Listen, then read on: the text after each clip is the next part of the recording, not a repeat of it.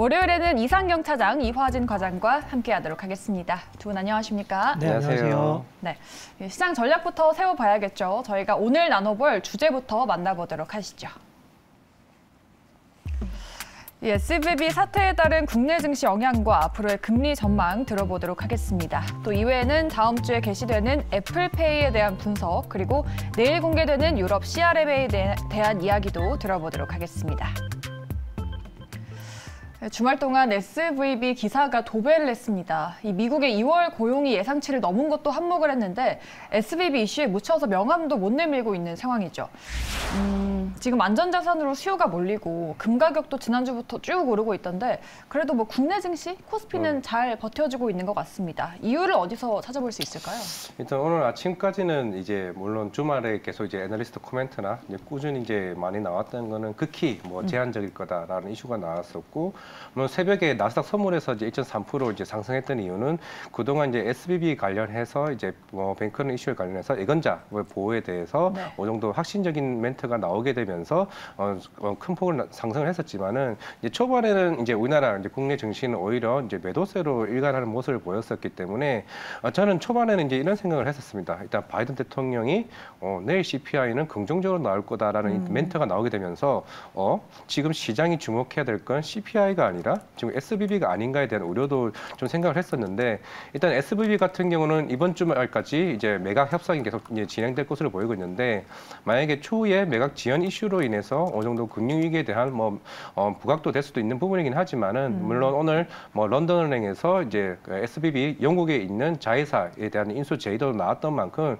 이런 컨소시엄이 계속 벌어지고 있는 거는 같습니다. 만약 이런 부분이 어느 정도 제한적인 이슈가 나오게 된다 그러면은 큰 문제가 없을 것으로 보이고 있는데, 물론 그 다음이 좀 FOMC가 될 것으로 보이고 있는데, 물론 그런 부분이 어느 정도 아까 골드만삭스에서 오늘 아침에 이제 리포트가 나왔죠. 이번 3월 FOMC는 동결에 대한 의견을 제시하게 되면서 이제 빠르게 이제 오늘 이제 국내 증시나 이제 나스닥 선물에서도 큰 폭으로 상승하는 흐름을 보였습니다.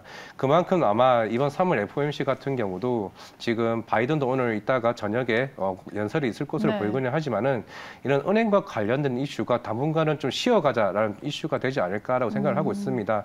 결국에는 SVB 말고 다음 타자가 또 어떻게 나올지도 모르는 상황이기 때문에 이런 은행 위기에 대한 뭐 이슈가 어느 정도 보호적인 차원에서 좀 나오지 않을까라는 생각을 하고 있기 때문에, 결국 CPI도 지금 물가가 아니라 지금 은행을 어떻게 제대로 한번 잡아보자라는 좀 이슈로 나올 것으로 보고 있기 때문에 좀 이번 주까지는 그래도 어느 정도 긴장의 속도를 늦추지 말아야 되지 않을까 좀 생각하고 있습니다. 그렇죠. SVB 사태 핵심은 좀 금리인 것 같습니다. 이번 이슈로 인해서 연준의 긴축 기조가 조금 완화될 가능성이 커진 것 같은데, 말씀하신 대로 골드만삭스도 3월 FOMC에서 금리 동결로 의견을 변경을 했죠. 그래서 이번 사태만 좀 잘 넘어가면은 오히려 뭐 증시에는 긍정적이다 이런 분석도 있던데 어떻게 보십니까? 주말 동안에 쭉 스크리닝을 좀 해봤는데 시장이 가장 어렵고 두려워하는 게 불확실성인 것 같습니다. 2013년도에 처음으로 얘기가 나왔던 우리나라로 얘기하면 저축은행 사태 비슷하게 미국의 캐피탈 런 쪽에 관련된 부분들이 진행이 됐는데, 생각보다는 내부적으로 봤을 때는 금리가 올라오는 속도라든지 방향에 대한 부분들, 그리고 정점에 대한 부분들까지 영향을 주면서 뱅크런 사태가 과거와는 다르게 좀 빠른 속도로 좀 진행이 된 부분들이 있는 것 같고요. 빠르게 우리나라 시장 장전에 뭐 두 가지 이슈가 나오긴 했죠. 투자자 보호에 대한 최선을 다하겠다, 그리고 뱅크런 사태에 대한 부분들은 이뉴어런스를 똑바로 해주겠다라고 얘기가 나왔는데, 뭐 제 개인적인 의견으로는 바이든 대통령이 오늘 밤에 이런 관련된 부분들에 대한 연설을 한다라고 하는데, 반대로 생각해 보면 얼마나 급박하고 어려우면 미국의 대통령이 나서서 이런 부분들에 대해서 잠재적인 리스크 완화에 대한 부분들까지 빠르게 얘기를 하냐라고 반대로 생각해 볼 필요가 있을 것 같아요. 그래서 가장 두려운 게 지금 나스닥 선물이 돌아서면서 국내 코스피가 반등을 보여주긴 했지만, 상대적으로 뭐 제 화면을 보시면 오늘 외국인들이 매도 비중이 적고 179억 정도 매수를 했는데, 이제 이 매수한 부분에 반대급부에 보면 비차익 매수가 1,200억이에요. 그러면 시장 베이시스와 상관없이 일반적으로 그냥 현물 쪽에 대한 부분들을 좀 이끌어주면서 시장 낙폭을 좀 줄였다라고 봐야 되는데, 이런 부분들이 정상적인 반등은 좀 아니라는 흐름인 거죠. 그래서 상대적으로 니케이 지수가 1% 대비 하락을 해서 마감을 했는데, 아마 장 초반에는 나스닥도 금요일 날 새벽에 끝난 시장이 상대적으로는 약세로 끝났기 때문에 어느 정도 되돌림은 나오겠지만, 과거에 제가 신입사원 때 추석 때 처음으로 서브프라임이라는 말을 들었거든요. 그리고 나서 출근을 하고 한 2, 3주 지나고 나서 매일매일 반대 이메일을 맞는 시장을 경험을 해봤어요. 그때 처음 나왔던 용어가 이제 아시겠지만 이제 서브프라임이라고 하는 MBS 주택담보부 채권이었고, 그러면 실리콘밸리뱅크 관련된 부분에 있어서는 충분히 주말 동안에 대해서 뉴스플로우를 따라갔는데, 이런 부분들이 향후 시장에 대해서 방향성을 어떻게 결정을 할지, 그리고 노출되어 있는 규모는 뭐 국내는 되게 작다라고는 하지만 상대적으로 뱅크런이라고 하는 게 뭐 국내 같은 경우에는 4대 금융지주 중심으로 정리가 되어 있는 큰 시장이지만, 미국 같은 경우에는 그 밑에 모기 집단이라든지 캐피탈 게인 쪽에 들어오는 자금 같은 경우에는 뭐 추가적으로 충분히 런에 대한 부분들이 얘기가 될 수 있기 때문에, 우리가 모르는 부분에 대해서는 예측과 대응의 입장에서는 네. 어느 정도 위험 자산에 대한 비중들을 반등이 나올 때마다 계속적으로 좀 줄여서 이런 부분들이 좀 확인이 된 이후에 충분히 반등을 따라가고 거기서 결정을 해도 충분히 대응할 수 있는 시장이지 않을까라고 생각을 해서, 결론은 반등 시 좀 비중을 좀 줄이면서 시장에 대한 접근을 좀 하는 게 투자 입장에서는 조금 더 현명한 대응 구간이 아닌가라고 판단을 하고 있습니다. 네, 그렇죠. 하필 또 14일이 미국의 CPI 발표가 예정이 되어 있는데, 댓글창에서 시청자분들께서도 이 파월 스텝 꼬여서 이러지도 저러지도 못할 것이다 라고 말씀하시면서 뭐 CPI가 컨센 정도만 나와준다면 금리가 동결되지 않을까, 그런 말씀도 하시는데, 우리 과장님은 앞으로의 금리 향방을 좀 어떻게 예상하십니까? 지난주까지만 해도 이제 금리 50bp 인상이 77%까지 올라갔는데 맞아요. 이제 다시 0%가 됐어요. 지금 이제 25bp가 이제 96%까지 올라갔는데, 결국에는 지금 금리 패드워치에 대한 금리 전망이 진짜 무색할 만큼 시장의 변동성이 지금 커질 수 있다는 겁니다. 이미 그럼에도 불구하고 아까 말씀드렸던 것처럼 바이든 대통령이 이제 내일 CPI는 굉장히 잘 나올 거다 이렇게 예고를 한다라는 거는, 그만큼 제가 봤을 때는 이상현 차장님도 말씀드렸지만은 예전에 마진콜이랑 빅쇼트라는 영화가 있습니다. 그 당시에도 2007년도, 2008년도 금융위기가 나올 때도 우리가 예측하지 못했던 상황에서 긴박하게 며칠 만에 그런 사고가 터졌던 만큼, 지금 시장에서 이렇게 어느 정도 제한적이다 얘기하는 거, 그 당시에도 그렇게 그런 멘트가 굉장히 많았었기 때문에 터질 거 터져봐야 그때 가서 이제 대처를 한다는 거죠. 네. 그만큼 시장에 그렇게 안도해서는 안 된다는 걸 꾸준하게 계속 이제 시장에 대해서 어느 정도 차라리 비중을 축소하되 나중에 어느 정도 크게 해결됐을 때 접근하는 방법이 오히려 더 낫지 않을까라는 좀 생각하는 거는, 저도 이제 이상현 차장님 말과 조금 비슷한 말씀이다 말씀드리겠습니다. 네.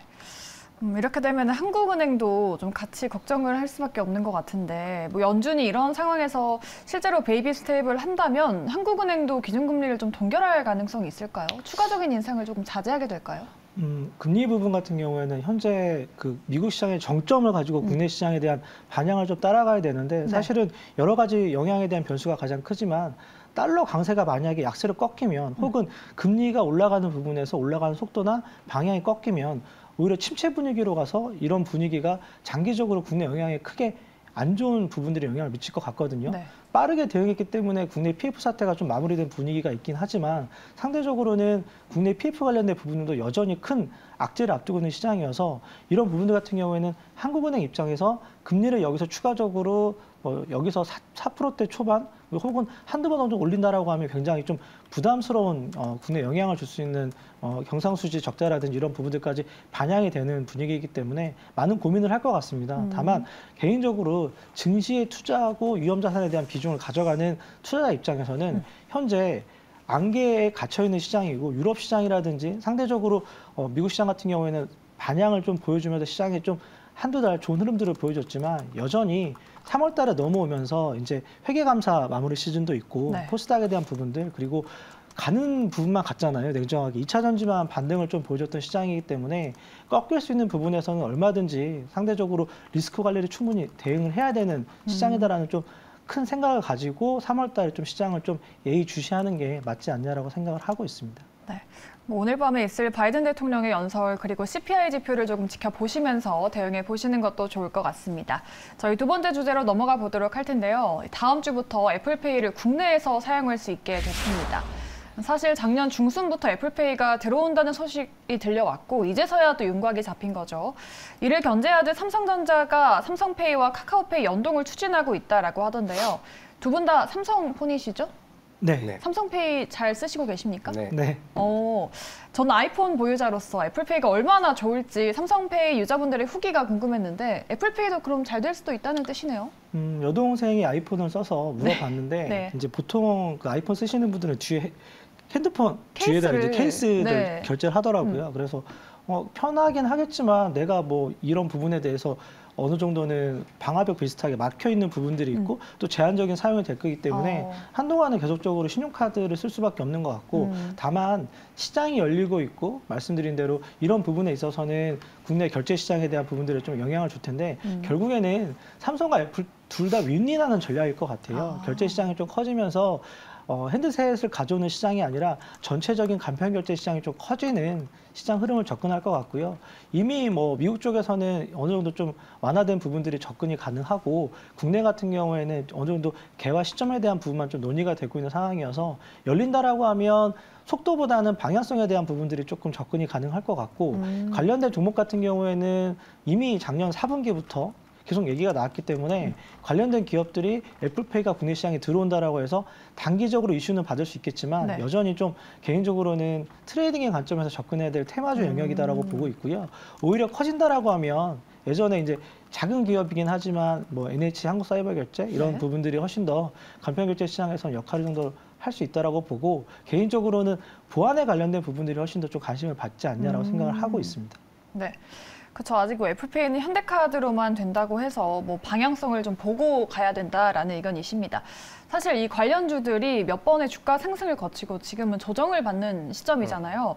뭐 오늘은 한국정보통신을 비롯해서 관련 종목들이 큰 상승을 보여주지 못했는데 앞으로 이러한 종목들 좀 관심을 받을까요?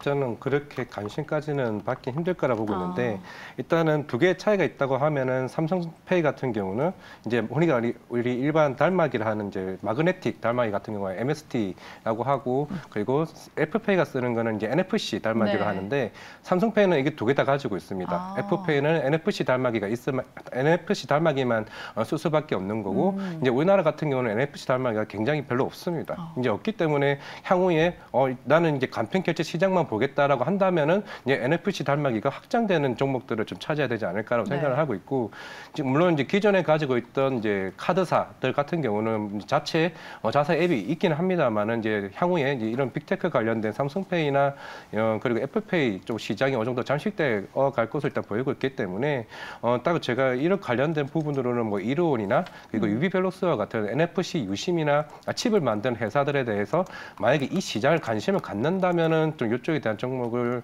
뭐 이 시장이 확장된다는 국면에서는 좀 관심을 가져야 되지 않을까 생각하고 있기 때문에 삼성페이를 쓰는 유저로서는 솔직하게 뭐 사실 지갑을 거의 들고 다니지는 않습니다. 결국에는 이 핸드폰으로 인해서 이제 지하철을 탈 때도 그것도 하고 결제를 할 때 굉장히 편리한 용도로 계속 쓸 수가 있기 때문에 뭐 결국에는 뭐 애플페이가 나온다. 그만큼 우리나라 애플 유저들이 굉장히 많다는 측면에서는 좀 이쪽 시장 나중에는 좀 클 수는 있지 않을까 생각하고 있습니다. 네. 그렇죠. 종목들이 뭐 가치 대비해서 애플페이 관련주로 주목을 받으면서 과도하게 올랐기 때문에 혹시나 관심을 두신다면 이 보안주들이나 NFC 유심, 칩 관련주 정도로 말씀을 해드렸습니다. 애플페이에 대한 이슈 짚어봤고요. 마지막으로는 CRMA 관련해서 뉴스 다뤄보도록 하겠습니다. 내일이죠. 내일 유럽 CRMA 초안이 발표될 걸로 보이는데 저희가 지난주에 이 주제를 다뤘었는데 이제 하루 앞으로 D-Day가 다가온 만큼 달라진 내용을 점검을 해보겠습니다. CRMA 관련주 지금 봐도 될지 뉴스가 나오면 제로 섬유로 조금 빠질지 어떻게 보세요? 일단 CRMA도 앞두고 있고 3월 28일 날 미국의 IRA 세부 법안을 또 발의를 앞두고 있어서 전반적으로 좀 관심을 받는 입장인 것 같고요.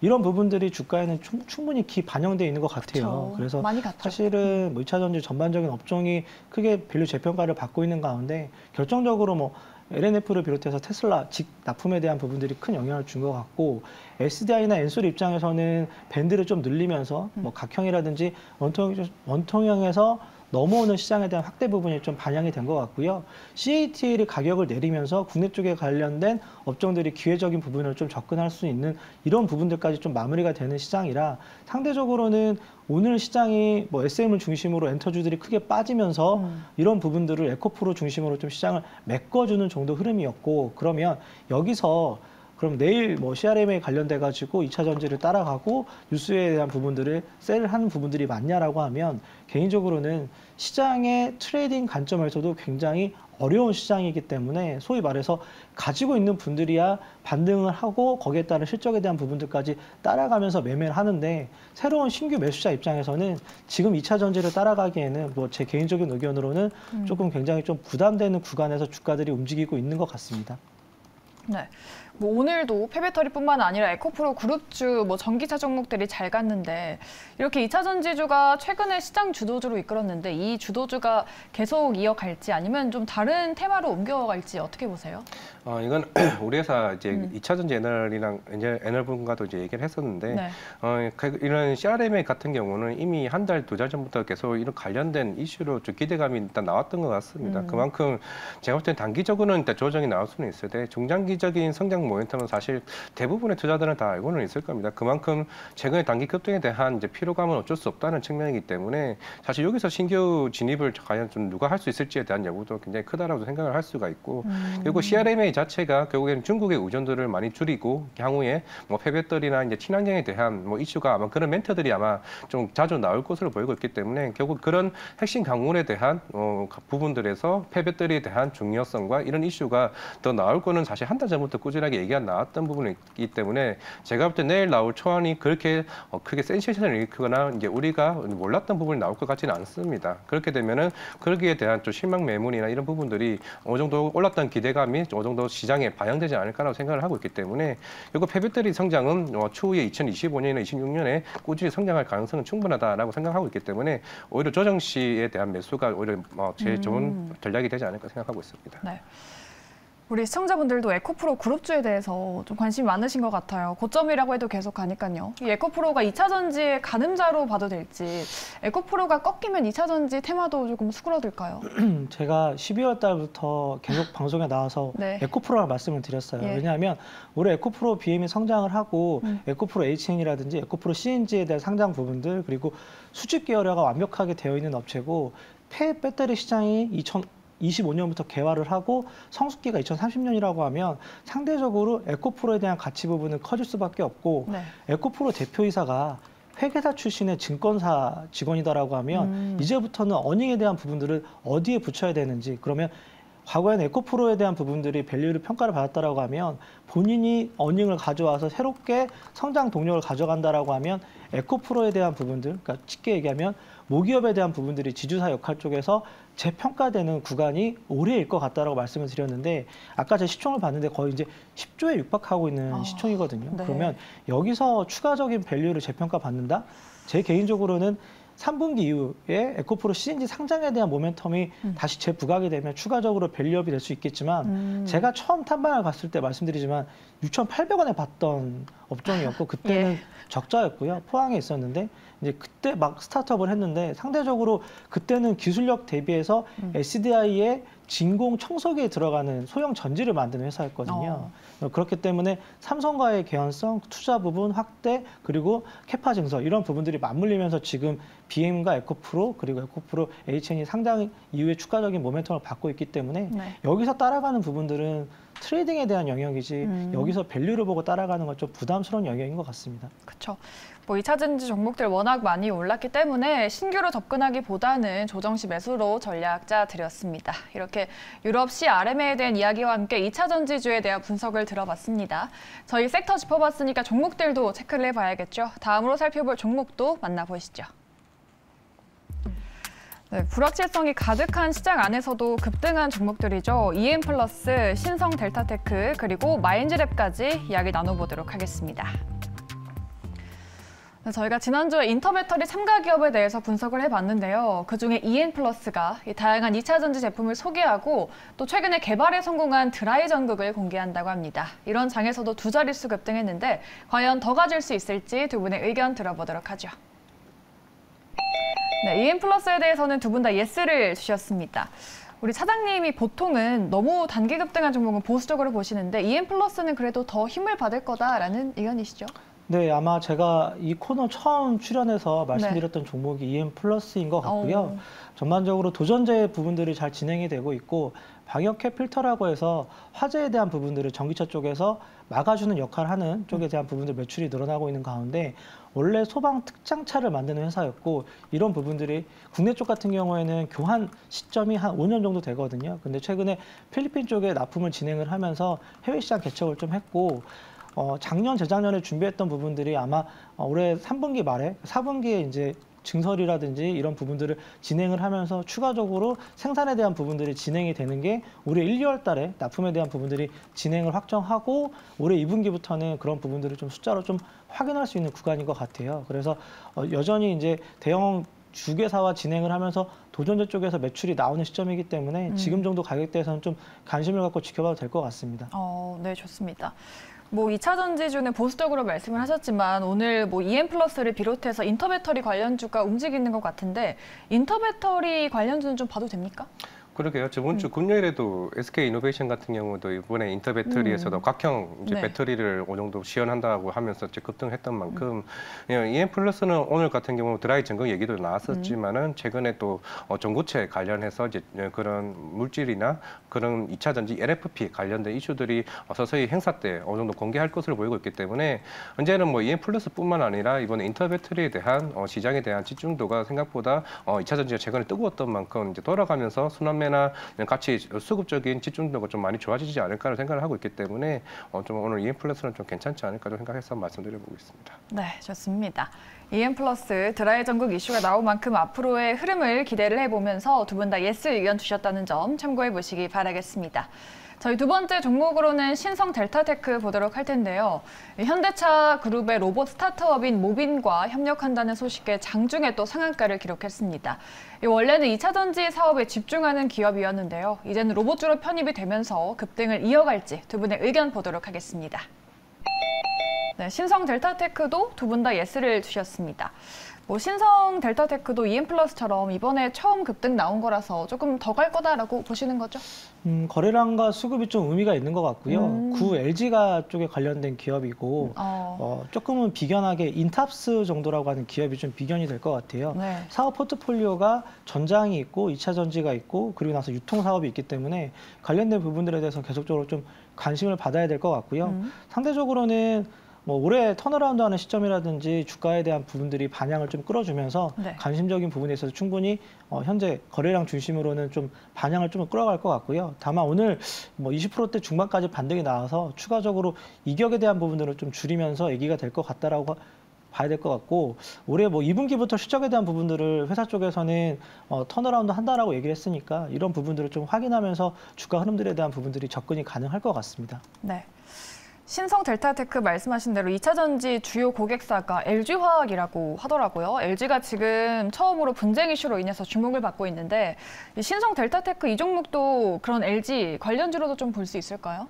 이제 오래 전부터 이제 LG 신성 델타테크는 이제 창원에 있는 회사입니다. LG 전자 관련해서도 꾸준하게 협업을 했던 만큼 대표님도 이제 구자천 회장님으로서 이제 구시 관련이라 좀 말씀을 보시면 될 것 같고 원래 이 회사 같은 경우는 이제 냉장고나 일반 우리 가전 제품에 대한 사출 관련 이제 업체라고 보시면 될 것 같은데 항상 네. 실적은 꾸준하게 일단은 긍정적이었었는데 이제 새롭게 이제 또 자율주행 관련해서 이제 시장에 들어온 만큼 또 이번 주 목요일에도 자율주행 관련된 교재 샌드박스 승인 관련해서 현장 방문이 또 그런 정부에서도 있습니다. 관련 이슈가 또 한 번 있는 만큼 이제 최근에 뭐 로보티즈가 이런 배달 관련 물류 로봇에 대해서 이슈가 나왔던 만큼 새로운 또 종목들이 이 시장에 뛰어든다는 건 그만큼 이 시장이 된다라는 의미라고 좀 보시면 될 것 같기 때문에 네. 결국 이런 배달 로봇 자체가 2025년에 실제로 이제 신성장 로드맵에 포함되어 있기 때문에 관련 이슈는 추가적인 상승도 좀 나오지 않을까라고 생각하고 있습니다. 네, 알겠습니다. 신성 델타테크 주가적인 측면에서 추가적인 상승도 가능할 것이다라고 코멘트 해드렸습니다. 두 번째 종목은 두 분 다 예스로 일치가 됐고요. 마지막으로 오랜만에 챗GPT 관련주 마인즈랩을 체크해 보도록 하겠습니다. 5거래일 만에 오늘 또 8%가량 급등이 나왔죠. 다시 전고점을 향해 가줄 수 있을지 마인즈랩에 대한 두 분의 의견 들어보겠습니다. 네, 마인즈랩은 갈렸습니다. 급등했다가 이제 조정을 받는 시점인 것 같은데 AI 관련주 옥석거리기가 좀 필요해 보입니까? 일단 기본적으로 오늘 뭐 신규 프로그램이라든지 이런 부분들에 대해서 주가에 대한 부분들을 전반적인 테마 주도주라고 볼 수 있는 마인드랩이 좀 시장을 이끌었다고 봐야 될 것 같은데요. 시장이 개화가 되고 진행이 되는 부분들에 대해서는 누구나 다 동의를 하는데 저는 개인적으로 현재 시장에 대한 무게감, 그러니까 코스닥 업종에 대한 변동성이 개인적으로 좀 크다라고 보면 네. 상대적으로 주가가 좀 올라오는 부분에 있어서는 비중을 좀 줄이면서 시장 대응을 해도 될 것 같다라고 봐야 될 것 같고요. 국내뿐만이 아니라 미국 쪽에서 챗 GPT에 대한 시장 같은 경우에는 마이크로소프트를 중심으로 계속적으로 투자에 대한 부분들 얘기가 나오기 때문에 아마 상반기 내내 계속 얘기가 나올 것 같아요. 네. 그래서 트레이딩의 영역에서는 반등이 나올 때 비중을 줄이고 혹은 조정이 나올 때 어느 정도는 분할해서 좀 매수를 해서 다시 또 모멘텀이 나올 때 비중을 좀 줄이는 이런 전략으로 좀 접근이 가능하지 않냐라고 하는 구간에서 개인적으로는 추가적인 반등이 나오면 좀 비중을 줄이는 대응으로 좀 접근하는 게 좀 맞지 않냐라고 생각을 하고 있습니다. 네. 주가가 올라올 때 비중 축소하는 게 좋다라고 말씀해 주셨습니다. 뭐 AI 관련주들 최근에 정말 너무 많이 올라서 바라만 보고 있었는데 조금 조정받을 때 접근해보는 전략도 괜찮을까요? 저는 접근해도 된다고 생각을 하고 있습니다. 네. 마인드랩도 이제 지난 한 2주 전에 이제 다녀오긴 했었는데 사실 지금의 당장의 실적보다는 과연 이 AI에 대한 표감력을 좀 보시면 될 것 같은데 마인드랩 같은 경우는 대부분의 우리가 흔히 가지고 있는 챗 GPT 언어들을 이제 하나의 플랫폼으로 옮겨놔서 서비스를 통합 서비스를 제공할 목적으로 지금 미래 비전을 가지고 있습니다. 한마디로 마음의 AI 오케스트라 플랫폼 안에 네. 챗 GPT나 구글의 바드나 아니면 메타에 대한 라마 같은 여러 이제 언어들을 이하나의 챗 GPT를 통해 가지고 AI 서비스를 한다라고 보시면 될 것 같고 이번 주 목요일 날 또 중국의 바이두가 이제 어니스 로봇이 이제 출시가 됩니다. 결국엔 또 한번 AI 로봇에 대한 이슈가 좀 부각될 것으로 보이고 있고 일단 마인드랩 자체가 일단 정부에서 랭귀지 모델 관련된 초거대 랭귀지 모델 사업자로 작년에도 선정됐고 올해도 관련된 좀 이슈가 있는 만큼 네이버와 KT와 더불어서 마인드랩 자체가 이런 관련 서비스로 좀 계속 부각될 수 있다는 측면에서는 조금 긍정적으로 좀 봐야 되지 않을까 좀 생각하고 있습니다. 네. 지난번에 솔트룩스도 기업 탐방을 다녀오신 걸로 알고 있는데 AI 기업에 좀 관심이 많으신 것 같아요. 지금 챗GPT나 AI 관련해서 좀 볼만한 종목이 있을까요? 일단은 솔트룩스나 이제 마인드랩 같은 경우는 똑같은 서비스를 보는 게 가상 휴먼 서비스를 하고 있습니다. 물론 이제 AI 비서라고 하는 이제 고객센터 쪽으로 이제 서비스를 먼저 좀 시행될 것으로 보이고 있는데 네.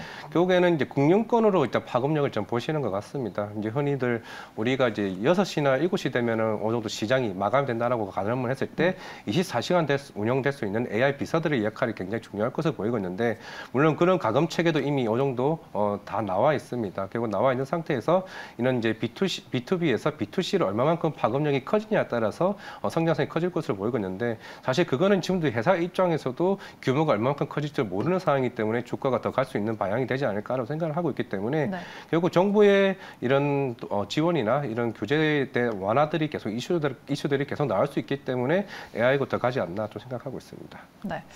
우리 이상경 차장님도 관련해서 보는 기업이 있으신지 사실 챗GPT는 뭐 테마성보다는 중장기로 성장할 거라는 의견도 많잖아요. 이럴 때는 가장 대장주 접근하는 게 가장 편할 것 같고요. 네. 코난 테크놀로지가 현재 대장이기 때문에 변동성은 좀 있지만 AI에 관련돼 가지고 접근할 수 있다라고 하면 코난 테크놀로지를 매매 대응하는 게 맞지 않냐고 생각하고 있습니다. 네.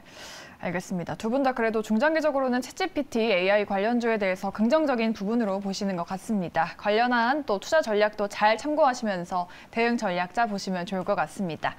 자, 이렇게 오늘 두 분과 함께 오늘의 핫한 이슈 3가지 그리고 종목 3가지 짚어봤고요. 두 분은 여기서 인사드리도록 하죠. 지금까지 이상경 차장, 이화진 과장과 함께했습니다. 오늘 말씀 고맙습니다.